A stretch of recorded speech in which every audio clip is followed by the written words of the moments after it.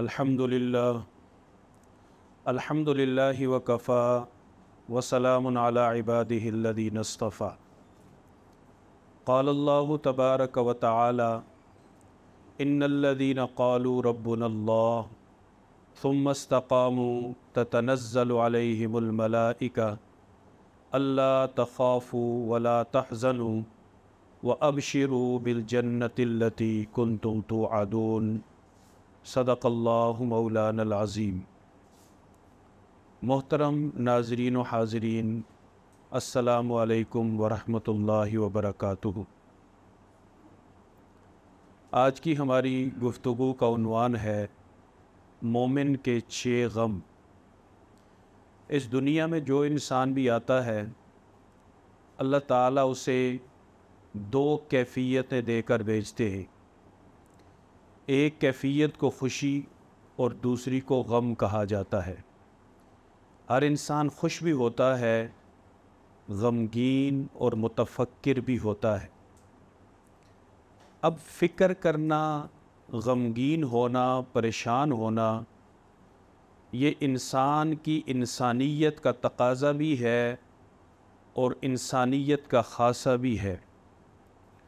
बहैसियत मुसलमान हमने अपनी फ़िक्रों और अपने गमों के रुख को दुरुस्त करना है। इसलिए कि गमगीन तो एक गैर मुस्लिम भी होता है, मुसलमान भी होता है। काफिर का, गैर मुस्लिम का गम और उसकी फ़िक्र दुनिया से मुताल्लिक़ है, क्योंकि एक काफिर का मतम नज़र और सोच की इंतहा सिर्फ़ इतनी है कि ये दुनिया की ज़िंदगी ही सब कुछ है। यानी जब तक आँख खुली है तो मज़े कर लो, जब आँख बंद हो जाएगी तो सब ख़त्म हो जाएगा। ये एक काफिर का नज़रिया है। जबकि बहैसियत मुसलमान हमारा नज़रिया और हमारा अक़ीदा ये है कि जब तक ये आँख खुली है, ये किसी अज़ीम और लामुतनाही ज़िंदगी की तमहीद और इब्तिदा है।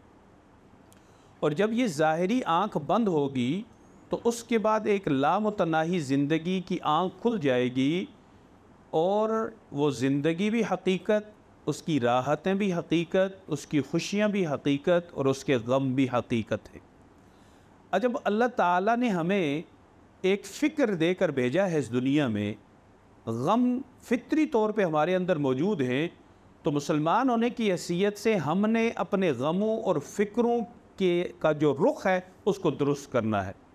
दुनिया आर्जी है, इसके गम भी आर्जी है। दुनिया आर्जी है, इसकी खुशियाँ भी आर्जी हैं। तो जब आर्जी दुनिया की आर्जी खुशियाँ और आर्जी गम ख़त्म हो जाने हैं, तो इसका मतलब ये है कि ये गम और ये फ़िक्र हकीकी नहीं है। उस दायमी ज़िंदगी और उस दायमी जो जहान है, हमने अपनी फ़िक्रों के रुख को उस तरफ मोड़ देना है। तो इसे कहा जाता है कि एक मोमिन को अपनी ज़िंदगी में आखिरत को संवारने के लिए कितने तरह के गम और कितनी किस्म की फ़िक्रें होनी चाहिए, इसका हम आज इख्तिसार के साथ इहाता करेंगे। हमारे प्यारे आका सल्लल्लाहु अलैहि वसल्लम की ज़िंदगी को अगर देखा जाए तो 2 कैफ़ियतें एक वक्त में हुजूर के चेहरे पे होती थी। आपकी शान ये लिखी हुई है कि रसूलुल्लाह सल्लल्लाहु अलैहि वसल्लम हमेशा मुतबस्सिम रहते थे, मुस्कुराते थे। आपके चेहरे पे, लबों पे मुस्कुराहट होती थी, लेकिन उसके साथ साथ ये भी हुजूर की जो खुसूसियात और आपके हुलिये और औसाफ मुबारक हैं, उनमें ये लिखा हुआ है दाइमुल फ़िक्र व मुतवासिलुल अहज़ान। हमेशा फ़िक्रमंद भी रहते थे और आपके चेहरे से गम के आसार भी नमूदार रहते थे। इससे ये पता चलता है कि रसूलुल्लाह सल्लल्लाहु अलैहि वसल्लम हमेशा फ़िक्रमंद रहते थे अपनी उम्मत की आखिरत के बारे में। आप मुतवासिलुल अहज़ान, आपको गम था अपनी उम्मत की नाकामी का, लेकिन चेहरे पे, लबों पे मुस्कुराहट इसलिए होती थी कि इंसान जब चेहरे के एतबार से परेशान होता है ना, ख़ुद तो परेशान होता ही है, देखने वाला भी उसे देखकर परेशान हो जाता है। तो रसूलुल्लाह सल्लल्लाहु अलैहि वसल्लम अपने लबों पे मुस्कुराहट इसलिए रखते थे ताकि मुझसे मिलने वाला, मेरी ज़ियारत करने वाला, मेरे पास आने वाला परेशान ना हो। लेकिन हकीकत के एतबार से आपकी ये शान थी दाइमुल फ़िक्र व मुतवासिलुल अहज़ान। अब हमें ये भी बात समझ में आती है कि रसूलुल्लाह सल्लल्लाहु अलैहि वसल्लम की ये फ़िक्र ज़ाहिर दुनिया के लिए तो थी नहीं। दुनिया के एतबार से तो रसूलुल्लाह सल्लल्लाहु अलैहि वसल्लम को अल्लाह ने ख़ुद ऑफ़र की कि अगर आप चाहें इतनी दौलत आपको दे दी जाए कि दुनिया में उसकी मिसाल ही ना हो, पहाड़ सोने के बने आपके हो जाएं, आपकी मिल्कियत में हो, एक पहाड़ आपके आगे हो रहे, एक आपके पीछे हो और आप दरमियान में चलें, दुनिया को पता चले कि मालदारी क्या होती है। लेकिन आप सल्लल्लाहु अलैहि वसल्लम ने इस ऑफ़र को कबूल नहीं किया, बल्कि फरमाया कि या अल्लाह, मैं तो ये चाहता हूँ कि मुझे एक वक़्त मिल जाए और मैं खाऊं, आपका शुक्र अदा करूं, और दूसरे वक़्त मुझे ना मिले, मैं आपसे मांगूं। मुझे आपसे मांगना भी अच्छा लगता है, आपके दिए हुए को इस्तेमाल करके आपका शुक्र करना भी अच्छा लगता है। तो रसूलुल्लाह सल्लल्लाहु अलैहि वसल्लम की ज़िंदगी गमों और फ़िक्रों का एक मजमुआ थी, और हमारे लिए रहनुमाई उसमें क्या है कि फ़िक्रमंद तो हम हैं। ऐसा हो ही नहीं सकता कि कोई आदमी कहे कि यार मुझे कोई फ़िक्र नहीं है, मुझे कोई परेशानी नहीं है, मुझे कोई गम नहीं है। अगर कोई आदमी ये कहे तो वो गलत बयान नहीं कर रहा है। अल्लाह ने इंसान को बनाने के साथ ही इंसानियत चीज़ ही ये है ना कि जब फ़िक्र होगी, गम होगा तो इंसान है ना। वरना आप एक जानवर को बांध दें, जब तक उसे भूख नहीं लगती वो कुछ भी नहीं सोचता, वो अपनी जुगाली करता है और सो जाता है। जब आँख खुलती है उसके बाद उसे एक ही फ़िक्र होती है कि मेरा पेट भर जाए, पेट भर जाता है, ख़त्म। जबकि एक इंसान की फ़िक्रें बहुत ज़्यादा हैं, कुछ का इजहार होता है और कुछ अंदर अंदर ही चलती रहती हैं। एक मुसलमान होने की हैसियत से एक मोमिन की शान ये है कि वो अपने गमों के रुख को इस तरह दुरुस्त करे। हमेशा उसे सबसे पहला गम ये होना चाहिए कि एक तरफ मेरे अहलो अयाल हैं और एक तरफ मेरा परवरदिगार है। अब मैंने इनके अंदर मवाजना इस तरह से करना है कि कहीं मेरे अहलो अयाल की मोहब्बत मुझे अपने अल्लाह से और अल्लाह की याद से दूर न कर दे। अगर अहलो अयाल की मोहब्बत गालिब आ जाती है और अल्लाह के ज़िक्र से इंसान गाफिल हो जाता है, अल्लाह की याद से गाफिल हो जाता है, अल्लाह को भूल जाता है, अल्लाह की नेमतों को भूल जाता है, ये फ़िक्रमंदी वाली बात है। जबकि आका सल्लल्लाहु अलैहि वसल्लम की ज़िंदगी को देखा जाए, अज़ान होती तो रसूलुल्लाह सल्लल्लाहु अलैहि वसल्लम सारी दुनिया को भूल जाते। अम्मा आयशा सिद्दीक़ा रज़ी अल्लाह ताला अन्हा फरमाती हैं, एक दफ़ा ऐसा हुआ, अज़ान हो रही थी, रसूलुल्लाह सल्लल्लाहु अलैहि वसल्लम जा रहे थे, मैं सामने आ गई, मुझसे पूछने लगे आप कौन हो? मैंने कहा हुज़ूर आयशा हूँ। कौन आयशा? मैंने कहा अबू बकर की बेटी। कहा कौन अबू बकर? मैं रास्ते से हट गई, मैंने कहा इस वक़्त मुहिब अपने महबूब से मिलने जा रहा है। जब हमारी फ़िक्रें हमारे अहलो अयाल की फ़लाह बहबूद या उन्हें सहूलियात पहुँचाने में इतनी ज़्यादा गालिब आ जाएँ कि हम अल्लाह को भी फरामोश कर दें, अल्लाह के अहकामात को भी फरामोश कर दें, ये ख़तरनाक बात है। आज मेरे भाइयों और अजीज़ों, बड़े अच्छे अच्छे लोग होते हैं, आप में से बहुत सारे माशाल्लाह अच्छी तालीम याफ्ता लोग हैं। हमारे बहुत सारे दोस्त हमारे साथ पढ़ रहे होते हैं, बड़े ईमानदार, परहेजगार, हराम से बचने वाले, नमाजी। अचानक वो किसी बड़ी पोस्ट पे बैठ जाते हैं।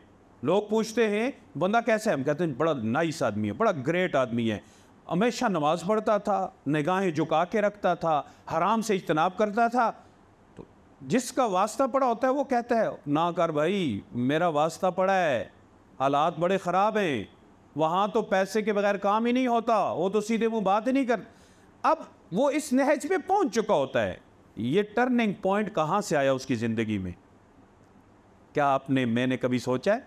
बहुत बड़े बड़े शुरफा को, बड़े बड़े नेक मुत्तकी परहेजगार अल्लाह का खौफ रखने वाले जाके जब ओहदा और मनसब उन्हें मिल जाता है, ख़राब होते हैं। क्यों ख़राब? इसलिए होते हैं जब अपना घर देखते हैं इतनी बड़ी पोस्ट पे बैठ के तो खस्ता हाल, और एक आम से आदमी, एक आम से क्लर्क या एक आम से पटवारी का घर देखते हैं तो वो बड़ा ही आलीशान किस्म का होता है।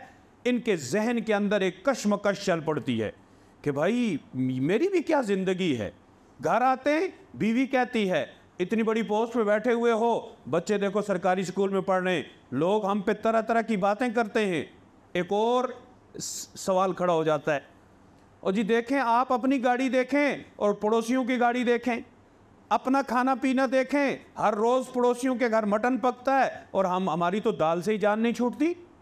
अब ये इंसान मुसलसल इस पे हमले होते रहते हैं, बिलाखिर ये फैसला करता है। फैसला क्या करता है? कहता है जी बाद में जो होगी वो देखी जाएगी, अभी तो निज़ाम सीधा करें। अब टेबल के नीचे से पैसे आना शुरू होते हैं। वो जो हलाल का लुत्फ था, ना कुछ भी ना होने के बावजूद, वो ना होने के बावजूद मुतमईन था, अब धड़ाधड़ पैसे भी आ रहे हैं और साथ परेशानियां भी आ रही हैं। और नतीजा ये निकलता है कि एक वक्त ऐसा आता है, आमदन से ज़्यादा असाजात बन जाते हैं, अब उन्हें छुपाने की फ़िक्र लग जाती, फिर काले धन को सफ़ेद करना पड़ता है। अब आप सोचें, यहाँ उसे ख़राब किया बच्चों की अच्छी स्कूलिंग ने, बीवी के मुतालबात ने, भाइयों से रिश्तेदारों से मुकाबले ने, सोसाइटी के अंदर अपना एक नाम और अपना एक मर्तबा बनाने और ये दिखलावे ने उस हलाल खोर को हराम खोर बना दिया। ये गम अगर उसे होता, अहलो याल तो आर्जी हैं, इन्होंने तो मेरे मरने का इंतज़ार करना है, सब कुछ बांट लेना है। जो जितना ज़्यादा मोहब्बत करने वाला होगा इतना ही जनाजे को बढ़ चढ़ के कंधा देगा। और कब्र में सबसे ज़्यादा मोहब्बत करने वाला उतरता है और कहता लाओ मेरे हवाले करो। जितने मुहिब्बीन होते हैं बिलाखिर वो मट्टी की एक मुट्ठी डाल के चले जाते हैं। ये तो रिश्ता आर्जी है। जिस ज़ात से मैं आया हूँ, जो ज़ात मेरी निगहबान है और जिस ज़ात के पास मैंने जाना है, अगर उस ज़ात को तरजीह देगा, ये ईमान की अलामत है। तो मोमिन की, मेरी, आपकी, हम सब की सबसे पहली फ़िक्र ये होनी चाहिए कि कहीं मैं अपने बीवी बच्चों की वजह से हराम में मुब्तला तो नहीं हो रहा। हज़रत सिद्दीक़ अकबर रज़ी अल्लाह ताला अन्हु, जनाब उमर फ़ारूक रज़ी अल्लाह ताला अन्हु और हमारे प्यारे आका सल्लल्लाहु अलैहि वसल्लम, आपने अपनी आल के लिए अल्लाह से क्या मांगा? अल्लाहुम्मा जअल रिज़्क़ आला मुहम्मदिन कूता। ए मेरे परवरदिगार, मेरी आल को वुसअत वाला रिज़्क़ नहीं, ज़रूरत वाला रिज़्क़। क्योंकि जब रिज़्क़ में वुसअत होती है फिर इंसान नाफरमानी भी उतरता है। अल्लाह रिज़्क़ के बगैर तो भूख से मर भी जाएंगे। तो ये मरना, ये ख़त्म होना नहीं है, ये नुकसान नहीं है। अगर आपको नाराज़ करके, आपको की नाफरमानी करके मर गए, ये बड़ी नाफरमानी वाली बात। अपने लिए क्या मांगा? दे मांग के लूँ, खा के शुक्र करूँ। औलाद के लिए क्या मांगा? ज़रूरत का रिज़्क़। और अम्मा फ़ातिमा तो ज़हरा तशरीफ़ लाई, लौंडी दे दे। आपने फरमाया बेटी लौंडी लेनी है कि तस्बीहात लेनी है, जो पहले किसी ने नहीं की। बेटी भी उनकी तरबियत। कहा हुजूर मुझे तस्बीहात चाहिए। आपने सब घरों में नौकर थे और अम्मा फ़ातिमा तब भी अपने हाथ से चक्की पीसती थी और साथ अपने वालिद का दिया हुआ तोहफ़ा, सुबहान अल्लाह, अल्हम्दुलिल्लाह, अल्लाहु अकबर, ये तस्बीहात करती थी। उन्हें पता था कि मेरे वालिद मोहतरम मेरे लिए किसी गलत चीज़ का इंतखाब नहीं करे। हज़रत सिद्दीक़ ने मीठे की ख्वाहिश की। बीवी ने कई दिन तक थोड़ा थोड़ा मुट्ठी मुट्ठी आटा जमा करके जब मीठा बनाया, सामने रखा। अहलिया ये कहाँ से आया? अमीरुल मोमिनीन, आपका जो वजीफ़ा आता है बैतुल माल से, उससे एक एक मुट्ठी रोज़ बचाती थी। और आज इतना आटा बन गया कि आपके लिए मीठा तैयार हुआ, नहीं खाया, साइड पे किया और फरमान जारी किया, बैतुल माल वालों, मेरे घर में मेरा जो वजीफ़ा है उससे एक मुट्ठी आटा बच सकता है, इसका मतलब है ये मैं ज़्यादा ला रहा हूँ, लिहाजा मेरे राशन से एक मुट्ठी कम कर दो, क्योंकि मैं अहल अयाल की खुशनुदी के लिए अल्लाह को नाराज़ नहीं कर सकता। हज़रत उमर रज़ी अल्लाह ताला अन्हु के घर खुशबू आई, बैतुल माल में कैसे तकसीम करना है, किसी मुनासिब से बंदे को लाओ। अहलिया ने कहा मैं कर देती हूँ। कहा नहीं अमीरुल मोमिनीन, मुझ पर एतमाद नहीं है। कहा बिल्कुल एतमाद है, लेकिन मुझे ये बता खुशबू का फ़ायदा क्या है? कहा जिस्म पे लगे, महके, जब तू तकसीम करेगी तेरे हाथ को लगेगी कि नहीं लगेगी? जो तेरे हाथ को लगेगी ये ज़्यादा मेरे घर नफ़ा आ जाएगा। मैं नहीं चाहता कि खुशबू तो मेरी बीवी के हाथ से आए और जवाब कल अल्लाह को मुझे देना पड़े, लिहाजा तू तकसीम नहीं करेगी, कोई और आदमी तकसीम करे। कहीं मेरे अहलो अयाल मुझे अल्लाह के ज़िक्र से, अल्लाह की याद से दूर न कर दें। यकीन जानिए, मैंने ये मौजू देखते हुए मैंने सोचा, बड़े बड़े अच्छे लोग, वो हराम, रिश्वत, जुल्म, नाइंसाफ़ी, इसमें इब्तदान ये नहीं है कि वो कोई बहुत बड़े डॉन बनने चाहते हैं। इब्तदान ये चाहते हैं बच्चे अच्छे स्कूल में पढ़ें, चमकता दमकता यूनिफॉर्म हो, बेहतरीन लाने ले जाने वाली गाड़ी हो, कोई पूछे मैं स्कूल का नाम बताऊंगा, अच्छा उस स्कूल में बीवी जेवर से लदी हुई हो, शादी हो तो ठाठ से हो, गाड़ी आए तो चमकदार किस्म की लंबी कार आए। इस चक्कर में वो दुनिया को मात देने के चक्कर में निकलते हैं और ख़ुद अपने परवरदिगार से मात खा जाते हैं। तो ये पहला गम हमारे जहन में होना चाहिए। हमारी फ़िक्र को सबसे पहले इस मोड़ से हमने दुरुस्त करना है कि कहीं अहलो अयाल की मोहब्बत अल्लाह की याद पे गालिब तो नहीं आ गई। अल्लाह की याद अगर मुक़द्दम है और अल्लाह दुनिया भी दे रहे, हलाल से दे रहे, तो कोई बुरी बात नहीं है। अल्लाह ने नबियों को बादशाह भी तो बनाया। अल्लाह ने नबियों को ऐसे मोइज़ात दिए कि उनके हाथ से अल्लाह ने ज़रें पिघलवा दी, तांबे को उनके हाथ में मोम कर दिया। अल्लाह ने ये दुनिया ही दी, लेकिन सोर्स दुरुस्त था, सोर्स सही होना चाहिए। और फिर अगर मालो दौलत के ढेर लग जाएं, ये कोई बुरी बात नहीं है। ये पहला गम है। तो पहला गम, पहली फ़िक्र हमारी क्या होनी चाहिए? अहलो अयाल, घर वाले, बीवी बच्चे अल्लाह के ज़िक्र से गाफिल न कर दे। अब देखें, एक तरफ अल्लाह ताला बच्चों को नेमत और रहमत कह रहे हैं कि बेटा नेमत, बेटी रहमत, और दूसरी तरफ कुरान क्या कहता है? अज इन्नमा अब अमवालुकुम व औलादुकुम फितना। ये फितना इब्तदाअन नहीं है, हमारे अमाल से बनता है। जब हम इनकी वजह से अपनी आखिरत को दाव पे लगाते हैं तो नेमत और रहमत भी क्या बन जाता है? फितना। जिसे अल्लाह ने घर की मलका बना के भेजा, इन्ना खलकनाकुम मिन ज़करिन व उन्सा वजअलनाकुम शुऊबन व क़बाइल लिताअरफ़ू। तुम्हारी पहचान के लिए तुम्हें मर्द और औरत बनाया, कौमें और कबीले बनाई, बीवी और शौहर बनाया। यही बीवी फितना बन जाती है जब ये अल्लाह से दूर कर दे, जब इसकी डिमांडें बढ़ जाएं, और इसकी डिमांड को पूरा करने के लिए मेरा कलम हराम के लिए, मेरी ज़ुबान हराम के लिए, मेरा ओहदा हराम के लिए, और हुसूल दुनिया में हराम शामिल हो जाए, तो मेरे भाइयों ये अलार्मिंग सिचुएशन होती है। यहाँ से हमें सोच के गलत रास्ते से हट के ईमान वालों वाली फ़िक्र अपना कर दुरुस्त रास्ते पर निकल जाना चाहिए, चाहे आगे कुछ भी हो। और आखिरी बात इस टॉपिक के ज़िमन में, उमर बिन अब्दुल अजीज़ रहीमहुल्लाह जब दुनिया से जाने लगे ना, उनका साला वहाँ पे बैठा हुआ था, बच्चों का मामू। और जा कौन रहा है? एक बहुत बड़ा हुक्मरान, एक सुपर पावर का हुक्मरान। उस वक़्त इस्लाम दुनिया की सुपर पावर ताकत थी। तो उसने ताना दिया अपने बिनोई को, कहा वक़्त के बादशाह थे और बच्चों के पास रहने के लिए घर नहीं है, कैसे ज़िंदगी गुजारेंगे ये? उमर बिन अब्दुल अजीज़ ने मौत की गशी में आंखें खोली और कहा कि भैया सब कुछ था मेरे पास, मैं चाहता तो इन्हें मैं सोने चांदी में तोल के रख देता, लेकिन मैंने एक चीज़ इन्हें दी है, अच्छी तरबियत की है, अल्लाह का खौफ मैंने इनके दिल में डाला है, और मुझे उस ज़ात की से यकीन है कि वो ज़ात इन्हें ज़ाया नहीं करेगी।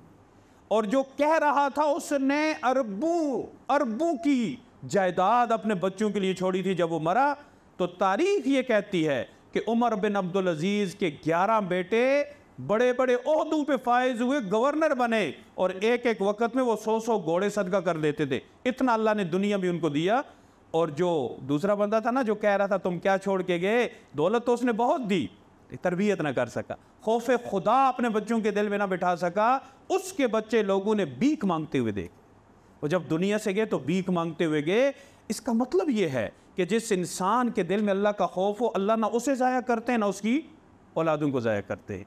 और एक और बात तजर्बा कर लें, अशफाक अहमद साहब कहते हैं ना, मशहूर फ़िलासफ़ी, कहते हैं बड़े दरख्तों के नीचे बोने पैदा होते हैं, बड़े दरख्त के नीचे बड़ा दरख्त पैदा नहीं होता। गलती से अगर कोई उग जाए ना उसकी जड़ से भी, इतना सही रहता है सारी ज़िंदगी। इसलिए इतने बड़े दरख्त ना बनो कि तुम्हारे नीचे बोने पैदा हो। अपने बच्चों के ऊपर से शाखें हटाकर उन्हें आज़ाद ज़िंदगी गुजारने का मौका दो। ये ना करो कि हम उनका मुस्तकबिल संवार रहे। और जावेद चौधरी ने कालम लिखा, बड़ा मुझे पसंद आया। उसने कहा कि पंजाब के अंदर दौलत तीसरी नस्ल में मुंतकिल नहीं होती, बाप कमाता है और बेटे को होना नहीं दौलत दे के चला जाता है। बेटा मज़ीद कुछ नहीं ला सकता, उसे ही उड़ाता रहता है, और वो अपनी औलादों को 1 रुपया भी नहीं देता। अपनी आखिरी ज़िंदगी मालदार आदमी का बेटा भी कसम पुरसी में गुजारता है। इसकी वजह क्या है? हुनर नहीं दिया, खौफ खुदा नहीं दिया, ईमान नहीं दिया, तकवा नहीं दिया। जो हकीकी दौलत थी वो दे के नहीं गए, हम खुद रज़ाक बन बैठे। हम खुद मालिक बन बैठे कि हम अपनी औलादों के मालिक हैं। मालिक वही ज़ात है जिसने औलादें दी हैं, और वही ज़ात मालिक रहेगी जिसके पास हम सब ने जाना है। तो पहला गम हमारा ये होना चाहिए, फ़िक्र ये होनी चाहिए और हर वक्त सोचना चाहिए कि कहीं अल्लाह की मोहब्बत से मेरी अहलो अयाल की मोहब्बत ज़्यादा तो नहीं है, और अहलो अयाल की वजह से कि मैं अल्लाह से दूर तो नहीं हो रहा, अल्लाह की नाफरमानी तो नहीं कर रहा। और दूसरा गम ये होना चाहिए कि कहीं मेरी दुनिया मुझे आखिरत से गाफिल तो नहीं कर रही। दुनिया करीब, आखिरत बाद वाली। क्योंकि करीब है इसलिए दुनिया को दुनिया कहा जाता है, आखिरत बाद में आनी है इसलिए उसको आखिरत कहा जाता है। और जिस ज़ात ने इस दुनिया को बनाया है, बनाने वाला बेहतर जानता है कि इसकी हकीकत क्या है। आप लोग सॉफ्टवेयर बनाते हैं, आपको पता होता है कि ये कितनी देर पा है, आप उस पर लिख के दे सकते हैं जी कि ये काम करेगी, ये नहीं करेगी।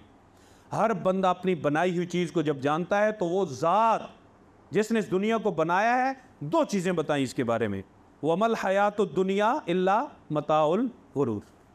दुख है, देखने में हो रहा है, अंदर से हो रहा है। अल्लाह कह रहे जिस अल्लाह ने इस दुनिया को बनाया है। और दूसरा क्या कह रहे, वमल हयात दुनिया इल्ला लहव व लइब, खिलौना है, खिलौना, खेल तमाशा है, हकीकत इसके अंदर कुछ भी नहीं है। ये बनाने वाली ज़ात कह रही है। तो जिसने बनाकर हमें ये दुनिया दी है, तो हम अपने अमल से ये साबित करना चाहते हैं कि अल्लाह जी आपने ये जो कहा ना, शायद आप सही तरह समझ नहीं सके, ये इसमें तो सब कुछ है, ये तो धोखा नहीं है, ये तो बड़ी मज़ेदार है, ये तो यहाँ से जाने का दिल ही नहीं करता। अल्लाह फरमाते हैं धोखा है, हम कहते हैं धोखा नहीं है। अल्लाह फरमाते हैं खिलौना है, हम कहते हैं खिलौना नहीं है। अल्लाह कहते हैं ज़िंदगी खेल और तमाशा है, हम कहते हैं नहीं अल्लाह खेल और तमाशा नहीं है, हकीकत है हकीकत। और जब खिंचता है ना वो, जब रूह को यूं एक झटका लगता है ना, उस एक झटके से हमें सब कुछ समझ आता है। हमें क्या समझ आना, फ़िरौन को भी समझ आ गया। पहले ही झटके पे फ़िरौन को समझ आया, और फ़िरौन ने क्या कहा, या अल्लाह मैं ईमान लाया, वो वाला ईमान, सिर्फ इतना कहता काफ़ी था, या अल्लाह मैं ईमान लाया, वो वाला ईमान जो मूसा लाए, अल्लाह मैं वो ईमान लाया जो हारून लाए, मैं वो ईमान लाया जो मूसा के उम्मती बनी इसराइली लेके आए, या अल्लाह मैं वो वाला ईमान लाता हूँ, कबूल कर ले। तो ये एक झटके से सब समझ आ गया। ये दो चीज़ें समझने के लिए झटके का इंतज़ार न करें, बल्कि उससे पहले हम समझ जाएं कि बनाने वाली ज़ात कह रही है धोखा है तो धोखा है, खेल तमाशा तो। और उस ज़ात ने इस दुनिया की हकीकत सबसे ज़्यादा हमारे प्यारे आका सल्लल्लाहु अलैहि वसल्लम को समझाई। आप क्या कहते हैं, जादूगरनी है, दुनिया से बचो, जादूगरनी है, और इसका जादू हारूत और मारूत के जादू से भी सख्त है। और हारूत और मारूत जो दो फरिश्ते थे, अल्लाह ने उन्हें जो जादू दिया था आजमाइश के लिए, वो जादू सबसे सख्त जादू था, और उस जादू का पहला असर होता था मियाँ बीवी अलग हो जाते थे। तो इस दुनिया में जो सबसे बड़ा जादू है ना, वो ख़ानदान तोड़ने वाला जादू है। हुजूर फरमाते हैं सल्लल्लाहु अलैहि वसल्लम, बच्चो ये जादू करनी है, और इसका जादू हारूत और मारूत के जादू से भी सख्त है, और हम सब पे इसका जादू चल गया है। हमें जब कोई आमदन और अखराजात का तवाज़न बिगड़ता है ना, हमें फिर ख्याल आता है जी हज़रत देखे किसी ने कुछ कर दिया है। हकीकत यह है कि दुनिया ने जादू किया हुआ है, और हम उस जादू के साथ खुश भी हैं। हमने वो जादू कबूल भी कर लिया है। और रसूलुल्लाह सल्लल्लाहु अलैहि वसल्लम ने दुनिया से बचो, ये बड़ी ख़तरनाक है। हुजूर कैसे ख़तरनाक, दोस्तों को जुदा कर देती है, रिश्तेदारों को दुश्मन बना देती है, बिखेर के रख देती है। बचना इससे, इसके धोखे में नहीं आना। अल्लाह के रसूल सल्लल्लाहु अलैहि वसल्लम ने फरमाया, हुल्वतुन हज़रतुन, मीठी भी है और सरसब्ज़ व शादाब भी है। और ये दो चीज़ें दुनिया में इंसान को बिल्कुल उसके सोचने की सलाहियत ख़त्म कर देती। बच्चा है ना, बच्चा है तो इंसान का बच्चा ना, सारा घर कह रहा है बच्चे ज़्यादा टॉफ़ियाँ नहीं खाना, दांत ख़राब हो जाएंगे, आइसक्रीम नहीं खाना, गला ख़राब हो जाएगा। घर एक तरफ, बच्चा एक तरफ, और जीतता बच्चा ही है। वो टॉफ़ियाँ भी खा के अपने दांत उड़ा देता है, और आइसक्रीमें खा के गला बर्बाद करता है। मीठा है ना, मीठा इंसान नहीं छोड़ सकता। शुगर के मरीज़ को पता है कि मीठे ने मेरा बेड़ा गर्क करना है, वो कहता है चलो आखिरी प्लेट खा लेता हूँ, फिर नहीं खाऊंगा। और जब अगला वक्त आता है चलो ये आखिरी खा लूँ, फिर नहीं खाऊंगा। मीठा जो है यही हिसाब हमारा दुनिया के साथ है। और हुजूर सल्लल्लाहु अलैहि वसल्लम ने फरमाया हुल्वतुन, खूबसूरत मंज़र को देखने के लिए कराची से लोग मोटरसाइकिल पे जाते हैं कश्मीर, क्या है वहाँ, सोना लेके आते नहीं, पानी के झरने, नदियाँ, चश्मे, खूबसूरत मैदान, हज़ीरतुन, और उसके अंदर इंसान ऐसा मगन हो जाता है, फिक्र ही नहीं होती कितना पैसा मेरा लग गया, क्या था, मैं तो इंटरनेट पे भी देख सकता था, मैं कोई वीडियो देख ले, नहीं, अंदर जाके इंसान जो खोता है ना, निकलने का दिल नहीं करता। बावजूद इसके कि मौसम की शिद्दत, बड़े मसाइल होते हैं घर से, लेकिन क्या ऐसा मंजर, और वापस आके हम सबको बताते हैं कि ये था, वो था, ये था, वो था। अल्लाह के रसूल सल्लल्लाहु अलैहि वसल्लम ने फरमाया मीठी भी है, सरसब्ज़ व शादाब भी है, कहीं इसके सब्ज़े को देख के हकीकी सब्ज़े को न भूल जाना, इसकी मिठास को देख के उस आखिरत और उस जन्नत और अल्लाह की रज़ा की मिठास को न भूल जाना। और तीसरा गम हमारा ये होना चाहिए कि कहीं शैतान हमारे आमाल न ज़ाया कर दे। शैतान के बारे में अल्लाह ने क्या कहा, इन्न शैतान लकुम अदुव्व फत्तखिज़ूहु अदुव्वा, दुश्मन है, दुश्मन बनाओ। अल्लाह ताला सब के बारे में कहते हैं दोस्त, माफ़ करो। शैतान के बारे में नो कम्प्रोमाइज़, कहा दुश्मन है, दुश्मन बनाओ। और शैतान वो अजीब दुश्मन है जिसमें दुश्मनी शुरू की थी हमारे आबा व अजदाद से और निभाएगा हमारे आखिरी बंदे तक। और इतना बड़ा दुश्मन है, अगर एक दुश्मन ने नुकसान ना पहुँचाए, बंदा कहता दफ़ा करो, इसने इतना बड़ा जो नुकसान किया ना, अगर ये ना होता हम पता है कहाँ होते, जन्नत में होते ना। ये ना होता तो आदम अलैहिस्सलाम की औलाद कहाँ होती। और भाई जिसने जन्नत से हमें निकलवाया है, कहाँ जन्नत और कहाँ दुनिया। यूँ समझें कि किसी को दुनिया के तरक्की याफ्ता मुल्क सिंगापुर से किसी शहरी को उठाकर दुनिया के गरीब तरीन मुल्क पता नहीं बुरुंडी की क्या है वहाँ पे फेंक दिया जाए, ये भी मुहासना नहीं है। जहाँ आज भी साइकिल चल रही है, जहाँ पूरे मुल्क में मेरा ख्याल है 14,000 या 1400 किलोमीटर पक्की सड़कें, कच्चे गारे, और उधर पान थूकने पे $1500 जुर्माना है। सिंगापुर में च्युइंगम फेंकने पे $1000 जुर्माना है। आप उनकी सफाई और तरक्की का अंदाज़ा लगाएं। तो ये तो एक समझाने के लिए, वरना जन्नत और दुनिया का मुवाजना नहीं है। जिसने हमें जन्नत से निकलवाया ना, कोई नौकरी से निकलवा दे, बंदा कहता है इसको फारिग कर दो। तो जिसने जन्नत से निकलवाया है वो दुश्मन है कि नहीं है, और आज तक दुश्मनी निभा रहा है। अल्लाह से उसने अपनी नस्लों के लिए कुछ नहीं मांगा, या अल्लाह आपने मुझे यहाँ से निकाला है ना, तो मेरे बड़े बेटे को अमेरिका का सदर बना दे, उससे छोटे को बरतानिया का बना दे, उससे छोटे को फ्रांस का बना दे, या अल्लाह एटम बम वाले बटन मुझे, ये नहीं कहा।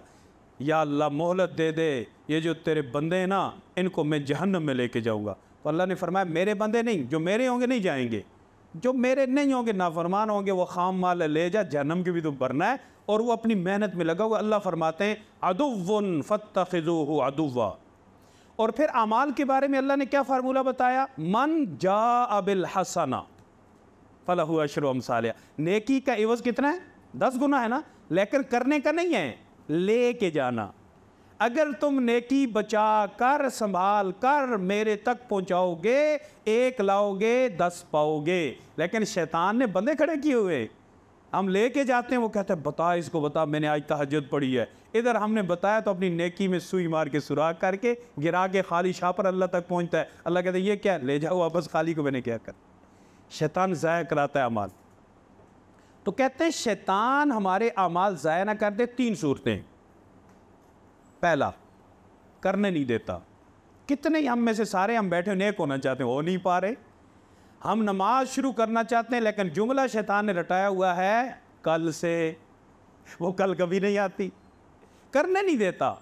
हम कहते हैं यार कुछ सदका करूं, आज नीयत करते हैं, साल बाद बंदा कोई नज़र आता है, ओ मैंने तो नीयत की थी सदका करने की, चलो बंदा नज़र आए, ओ अभी तो जेब में नहीं, चलो जब हुए फिर कर देंगे। किसी के साथ तावन करेंगे, कोई अच्छा काम करेंगे, खैर का काम करेंगे, आज के बाद गुस्सा नहीं करूँगा, वो फिर करवा देता है। सबसे पहली चीज़ शैतान काम करने नहीं देता। इसलिए बुजुर्ग कहते हैं कि जो नेकी का ख्याल है, अल्लाह का मेहमान है, आते ही कदर करो, उसके सामने चीज़ें रखना शुरू कर दो, कदर करोगे आता रहेगा, नहीं करोगे तो कभी भी नहीं है। तो शैतान आमाल ज़ाया कराता है, सबसे पहले करने नहीं देता। नंबर 2, अगर तगड़े होकर उसे गिराएं, सीने पे पाँव रख के काम शुरू कर दे तो वसवसे डालता है। बहुत सारे नमाजी बेचारे इस सिलसिले में ही उनको परेशान कर देता है, पता नहीं मेरा वुज़ू हुआ कि नहीं। ओ भाई दुनिया सारी का हो रहा है, तेरा क्यों नहीं होगा। और जी मैं जा रहा था, ऊपर से कुछ गिरा, मुझे महसूस हुआ शायद इधर कुछ गिरा, मेरे कपड़े नापाक हो गए। और भाई ऊपर से गिरता रहता है, खुदा का खौफ करो। नमाज में खड़े, बहुत सारे दोस्त कहते हैं जी ख्यालात आते, तो वो बैठा हुआ है ना ख्यालात डालने के लिए, झिड़को उसको भगाओ, करते रहो। तो इन चीज़ों से परेशान होकर बहुत सारे लोग काम छोड़ देते हैं, शैतान पास हो जाता है, हम फेल हो जाते हैं। जब तीसरे दर्जे पे हम पहुंचते, ख्याल आता है, करते हैं, करते हुए भी परेशान नहीं होते, कर गुजरते हैं, फिर शैतान पीछे लगा रहता है, ज़ाया करो, जुल्म करो, ज़्यादती करो, हराम खाओ, रियाकारी करो, ताकि ये नेकी बचाकर अल्लाह के पास ना लेके जा सके। इस चीज़ की हमें फ़िक्र होनी चाहिए कि शैतान मेरे अमाल ज़ाया न कर दे। कितने हो गए? 3 हो गए ना। अहलो अयाल अल्लाह के ज़िक्र से दूर न कर दें, गाफिल न कर दें, दुनिया आखिरत से गाफिल न कर दे, दुनिया की वजह से आखिरत न छोड़ दूँ, और शैतान मेरे अमाल ज़ाया न कर दे। और चौथे नंबर पे है फरिश्ते बैठे हुए ना, ये कोई गुनाह ना लिख लें।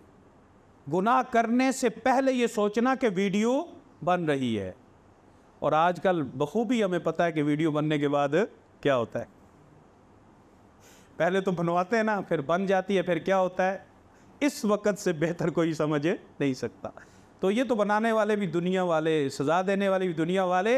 एक हकीकी वीडियो बन रही है, और उस वीडियो के लिए अगर आप कैमरा तोड़ भी देंगे तो भी बनती रहेगी, DVR सिस्टम उठाकर जला भी देंगे तो भी बनती रहेगी, क्योंकि ना हमें बनाने वाला नज़र आ रहा है और ना बनाने का आला नज़र आ रहा है। अल्लज़ीन युमिनूना बिल-ग़ैब।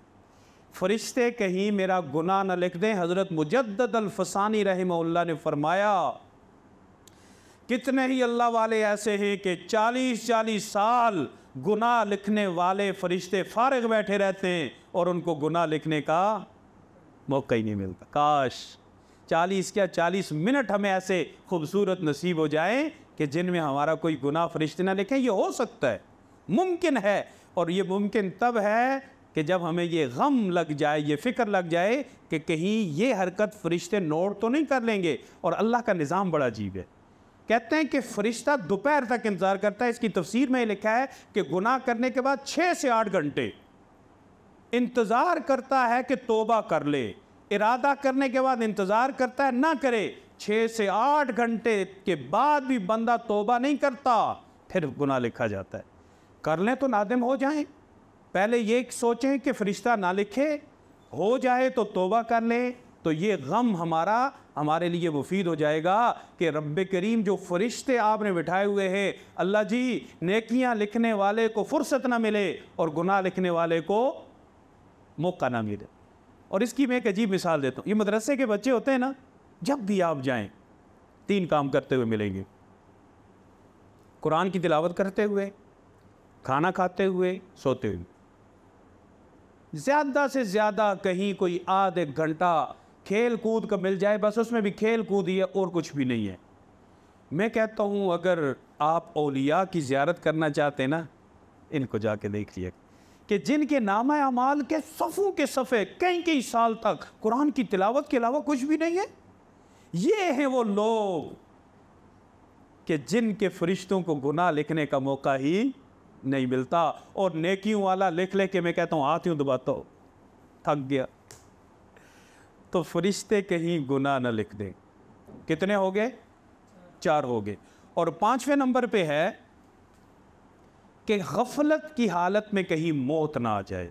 मौत का किसी को कोई पता नहीं है, कभी भी आ सकती है, लेकिन मैं जाऊं तैयारी के साथ जाऊं। हमने मौत की तैयारी ये समझी हुई है, और जी मैं तो मौत के लिए तैयार हूं, कोई मसला नहीं है। कैसे तैयार हैं जी? सऊदीया से कफन मंगवाया है, आब जमजम में धुला हुआ है, कब्र की जगह भी ली हुई है, बंदे को कहा हुआ है मुझे खोद के दफन कर दे, मैं तैयार हूँ। ओ भाई जो ये नहीं करता वो भी मरेगा, मरना उसने भी है, ठिकाने उसने भी कहीं ना कहीं लग जाना। उसके बाद क्या होना है, तैयारी वो है। जमजम का धुला हुआ कफन भी फ़ायदा नहीं देगा। आप जमजम को छोड़ें, जमजम के कुएं में गिर के कोई मर जाए, क्या वो सीधा जन्नत में चला जाएगा? हमने अपने आप को धोखा दिया हुआ है, हम उस धोखे के अंदर पड़े हुए हैं। इसलिए हम इस बात की फ़िक्र होनी चाहिए कि कहीं गफलत में मौत ना आ जाए। कहते हैं कि एक आदमी, उसकी गाड़ी का एक्सीडेंट हुआ, गाड़ी उलट गई। जब गाड़ी उल्टी, दरवाज़ा खुला, तो वो आदमी दरवाजे से बाहर निकला, मैं बच गया, या अल्लाह मैं तो बच गया। फ़ौरन फ़ोन निकाला और अपनी बीवी को फ़ोन किया, कहा कि अहलिया मेरा तो एक्सीडेंट हुआ था बड़ा ख़तरनाक, लेकिन मैं यही लफ्ज़ कहा था, पीछे से ट्रक ऊपर पे से गुजर गया। मौत तो आनी, ऐसे भी आनी। एक और अजीब वाक़या मैंने पढ़ा, कराची का लिखा हुआ था, 5वीं मंजिल से बंदा गिरा और बच गया। और ये मुमकिन है, जैसे जहाज़ से गिरा एक बंदा बच गया कि नहीं, जहाज़ की सीट समेत सीट उड़ी। ये जो कराची में एक भी है, ये का एक त्यारा गिर गया था लैंड करते हुए, अल्लाह ने बचाना था, जहाज़ का दरवाज़ा खुला, सीट उड़ी, सीट समेत वो आके लगा एक गाड़ी के ऊपर, और गाड़ी में जो शोहर था वो शॉपिंग कर रहा था, बीवी अंदर थी, उस गाड़ी के ऊपर लगा, उसने शोर मचाया, ये क्या आ गया। शोहर भागता हुआ आया, कहा ऊपर से गिरा हुआ बंदा है, पास ही एम्बुलेंस ही डाला, उसमें लेके गए अस्पताल में, आज भी जिंदा है। 5वीं मंजिल से बंदा गिरा और बच गया। लोग आना शुरू हुए मुबारक देने के लिए। एक आदमी ने कहा यार मिठाई खिलाओ, बच गए हो आप। उसने कहा अभी खिलाता हूँ। ये सामने बड़ी ज़बरदस्त मिठाई की दुकान है। उठा, फर्श पे पानी गिरा हुआ था, पाँव स्लिप हुआ, अपने फर्श पे गिरा, सर लगा, मर गया। मौत आनी है, लेकिन फ़िक्र ये होनी चाहिए कि कहीं गफलत में मौत ना आ जाए। मैं लंबे मंसूबे बना के बैठा हुआ हूँ और मौत आ जाए। हमारे हजरत कहते हैं कि एक आदमी से मैंने कहा यार कोई अब अल्लाह तौबा भी करो, 85 साल आपकी उम्र है, नमाज़ पढ़ा करो। नमाज नहीं पढ़ते, और नमाज क्यों नहीं पढ़ते? कहते हजरत जी बिल्कुल पढ़ूंगा, आपसे वादा है, बस ये घुटने हैं ना, दुआ करें ये ठीक हो जाए, मैं नमाज शुरू करूँगा। अब ये ठीक होंगे, यानी 85 साल के बाद ये ठीक होंगे, और उसके बाद मोहतरम क्या करेंगे? नमाज पढ़ेंगे। कहते हैं एक ब्यूरोक्रेट 22वें ग्रेड का रिटायर बच्चा पोता उठाया हुआ था अपना। मैंने कहा अल्लाह ने किस चीज़ की कमी रखी है? सब कुछ तो अल्लाह ने दिया है, अब अल्लाह को भी कुछ दो, कुछ नमाज रोज़ा भी करो। तो कहता है हज़रत जी आपसे वादा है, ये जो मेरा पोता है ना, इसको मैं हाफ़िज़ बनाऊँगा, ये हिफ्ज़ करेगा, फिर ये नमाज़ पढ़ाएगा, और मैं इसकी इक्तदा में नमाज़ पढ़ूँगा, ये मेरा वादा है। कैसे मज़ेदार किस्म के लोग दुनिया में रहते हैं। तो कहीं गफलत में मौत ना आ जाए। हमारे प्यारे आका सल्लल्लाहु अलैहि वसल्लम ने पानी के तालाब या नहर के किनारे क़ज़ाए हाजत फरमाई और वहाँ ही तयम्मुम किया। सहाबा ने कहा अल्लाह के महबूब तयम्मुम क्यों, पानी तो वो है। आपने फरमाया तुम्हें ये की गारंटी है कि मैं पानी तक पहुँच सकता हूँ? किसी भी वक्त कुछ भी हो सकता है, इसलिए हमारी मौत गफलत में ना आए। और छठा गम, एक वो मनसूबा बंदी है जो हम करते हैं, एक मनसूबा बंदी है जो अल्लाह रब्बुल इज़्ज़त फरमा रहे हैं। अल्लाह की मनसूबा बंदी को अल्लाह की तदबीर, खुफिया तदबीर कहा जाता है। ये हमारे हक में भी हो सकती है और हमारे ख़िलाफ़ भी हो सकती है। हमें कोई पता नहीं है कि अल्लाह की तदबीर क्या है, और फ़िक्र ये होनी चाहिए कि रब्बे करीम कहीं आपकी खुफिया तदबीर, जिसे वह मक्करू व मक्कर अल्लाह कहा जाता है, वो मेरे ख़िलाफ़ ना। और खुफिया तदबीर क्या है? मैंने किताब में पढ़ा, हरम का मुअज्जिन मस्जिद नबवी या खाना काबा के अंदर 40 साल तक अजान देने वाला, जब मौत का वक्त आया सारे रिश्तेदारों को बुलाया और कहा कुरान को लेके आओ।